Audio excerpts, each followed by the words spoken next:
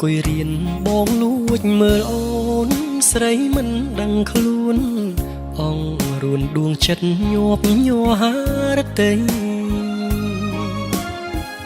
ត្រចៀងបងប្រឹងស្ដាប់គ្រូ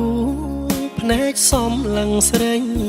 ក្នុងចិត្តប៉ែតតីអូនពេកកន់ឡថ្ងៃមួយបងធ្វើជាឈប់មួយថ្ងៃគឺឈប់ដើម្បីសុំខ្ចីសៀវភៅថាមិនបានមកបងចង់និយាយនឹងអូនផ្ដើមស្នេហ៍ពន្លកស្នេហាទៅមកដូចទឹកនឹងត្រីបងលួចសេសំបត់ស្នេហ៍ដាំងក្នុងសៀវភៅមាសមេដោយមានសំនេស្នេហ៍យ៉ាងពីរួមមិនដឹងអូនគិតយ៉ាងណាខឹងបងឬអនុគ្រូស្នេហាចំពោះតែរូបអូនមួយថ្ងៃនេះវាសនាបងផ្ញើលើអូនស្រងឬស្រពោនគឺស្ងួនមានសិទ្ធអាចសម្រេចបានជីវិតបងរស់ឬស្លាប់អាស្រ័យកលយានស្នេហ៍មានន័យបានលួអូនប្រណី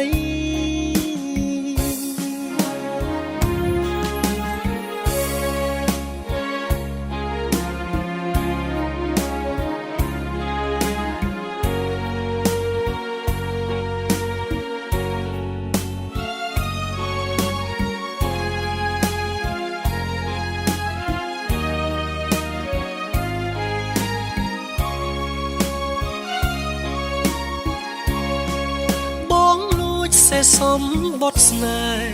ដាំងក្នុងសៀវភៅមាសមេដោយមានសំនេស្នេហ៍យ៉ាងពីរួម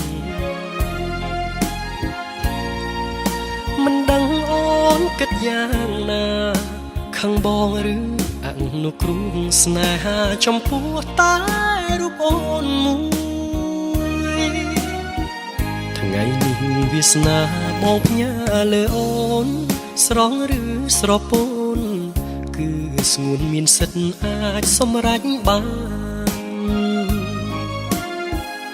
ជីវិតបងរស់ឬស្លាប់អាស្រ័យកលយានស្នេហ៍មានន័យបានលួអូ